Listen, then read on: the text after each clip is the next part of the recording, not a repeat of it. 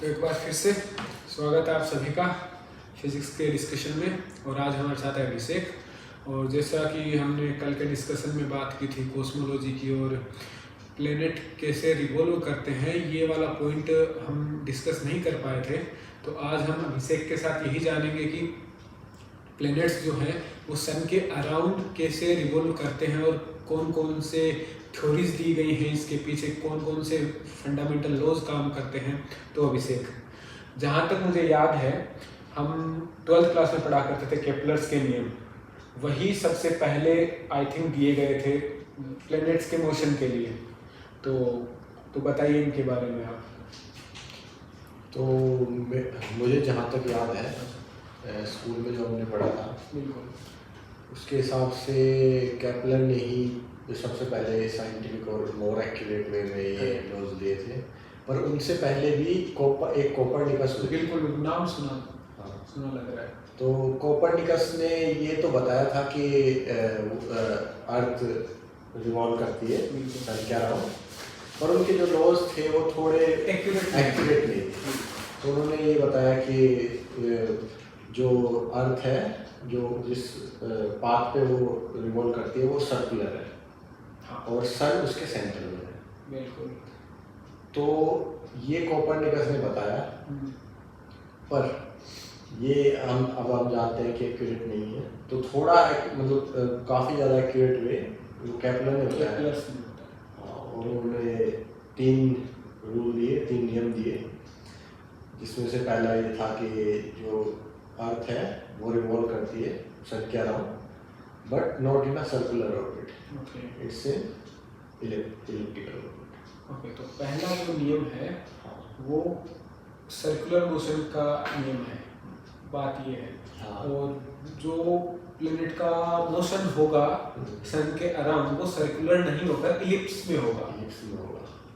अच्छा, और ये डिपेंड करेगा उसकी प्लेनेट की एनर्जी पर या फिर उसकी इसेंट्रिसिटी पर, जो भी है। हाँ, ऐसा बोल सकते हैं। हाँ, ऐसा वो आगे की टर्म है, लेकिन वो डिपेंड करेगा आई थिंक। और जो सन होगा वो वन ऑफ द फोकाई पे होगा, वन ऑफ द फोकस पे होगा। अच्छा, मतलब वो भी सेंटर पे नहीं होगा? सेंटर पे नहीं होगा, वो भी या तो F1 फोकाई पे होगा या फिर F2 फोकाई पे होगा। F2 फोकाई पे होगा। तो ये इनका पहला नियम था। तो ये जो नियम देते थे ये सब ऑब्जर्वेशन से देते थे, मतलब जो स्टार्स की जो पोजीशन है उनके हिसाब से और उनके हिसाब से कैलकुलेशंस करके पेपर पे। पर ये बहुत ही डिफिकल्ट था उस टाइम पे, तो है ना। और ये रेवोल्यूशनरी था उस टाइम पे। बिल्कुल, क्योंकि उस टाइम पे टेक्नोलॉजी नहीं थी जितनी आज है। हाँ, उस टाइम पे तो बहुत रेवोल्यूशनरी था। सिर्फ ऑब्जर्वेशन से आप ये बताना कि सर्कुलर नहीं कि इलिप्टिकल है, बिल्कुल बहुत ही बड़ा टास्क है। और सेकंड ये था कि आपका जो ऑर्बिटल स्पीड है सन के अराउंड वो डिपेंड करती है आपकी पोजीशन। अच्छा, इसका मतलब ये हुआ कि जो प्लेनेट है उसकी स्पीड भी फिक्स नहीं है। हाँ, इन दूसरे में मतलब वेलोसिटी फिक्स नहीं है। कहने का मतलब ये है। दूसरे ये तो कॉन्सिक्वेंस हो गया। दूसरे में मतलब मोर साइंटिफिक में ये बोल सकते हैं कि the line joining the earth and sun sweeps out equal area in equal intervals of time. हाँ, इसका मतलब भी वही हुआ। इसका मतलब वही हुआ कि अगर वो क्लोजर गई सन के, हाँ, तो उसको ज़्यादा स्पीड बनानी पड़ेगी इक्वल एरिया स्वीप करने के लिए। अच्छा, प्लेनेट जितना सन के पास होगा, स्टार के पास होगा, उतना ही उसकी स्पीड ज़्यादा हो जाएगी और जितना दूर जाएगा उतनी ही स्लो स्पीड हो जाएगी। स्लो स्पीड हो जाएगी, मतलब वो इक्वल एरिया स्वीप करना चाहिए equal interval of time. Okay, so ये एंगुलर मोमेंटम कंजर्वेशन का रूल है ना। यहाँ से जे जो है एंगुलर मोमेंटम वो कंजर्व होता है। हाँ, बिल्कुल।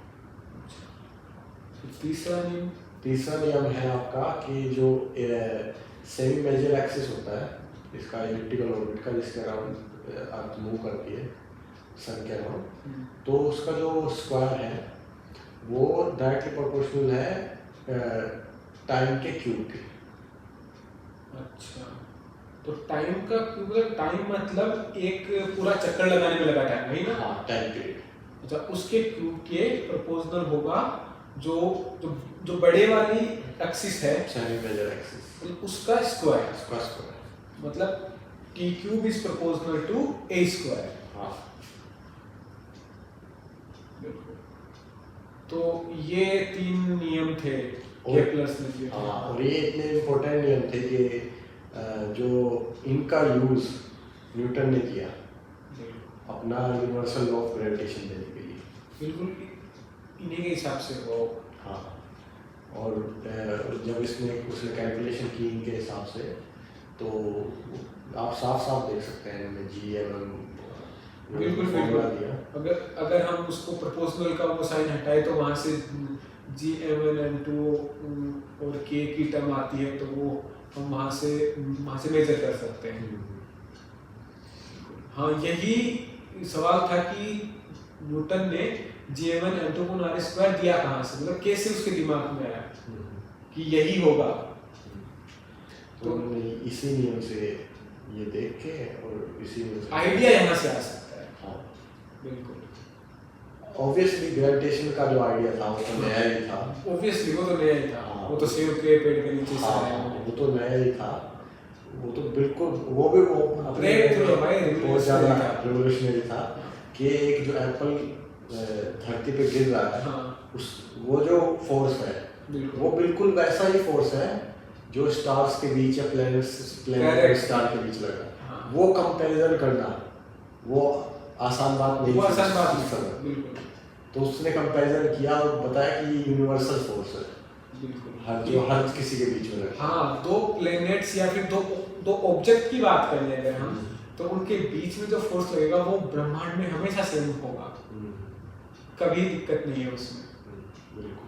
तो केप्लर्स लॉ का भी योगदान था काफी हद तक यूनिवर्सल लॉ ऑफ ग्रेविटेशन में, जो कि एक रेवोल्यूशनरी आइडिया था, बहुत ज़्यादा रेवोल्यूशनरी, कि किसी भी मास के बीच जो हम देख भी नहीं पा रहे, कि आपके अगर मेरे बीच में फोर्स लग रहा है, ये कोई ऑर्डिनरी बात तो है ही नहीं। सिचुएशन में देख ही नहीं सकते, सोच भी नहीं सकते कि फोर्स कैसे लग रहा है, तो हम खींच के रहेंगे फिर बिल्कुल एक दूसरे की तरफ।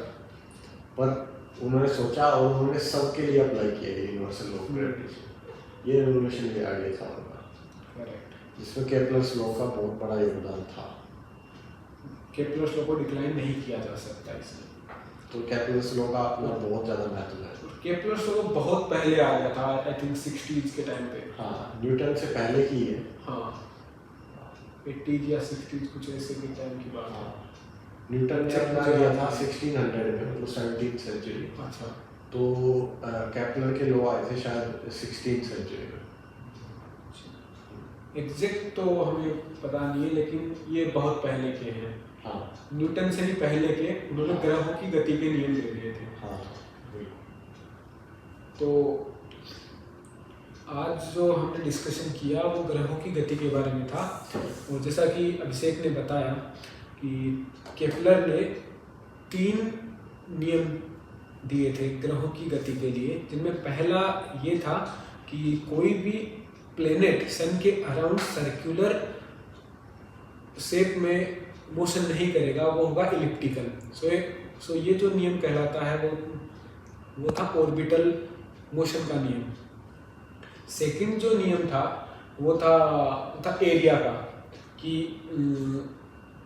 प्लेनेट जो है equal area equal interval of time, वो हमेशा इक्वल एरिया कवर करेगा इक्वल इंटरवल ऑफ टाइम में। एंड तीसरा जो नियम था वो था कि सेमी मेजर एक्सिस का स्क्वायर जो है वो एक आवर्तकाल के स्क्वायर क्यूब के प्रोपोर्शनल होता है।